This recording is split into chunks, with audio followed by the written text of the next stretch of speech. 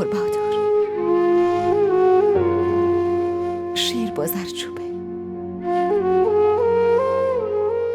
گیتی، لطفاً از حرفای مادر دلخور نشو.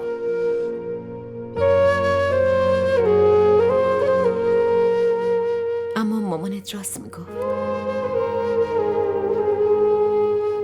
از وقتی اومدم توی زندگیت به جز بدبختی هیچی نصیبت نشد. گیتی، اومدن تو توی زندگیم بزرگترین خوششانسی منه و هیچکی نمیتونه اینو درک کنه.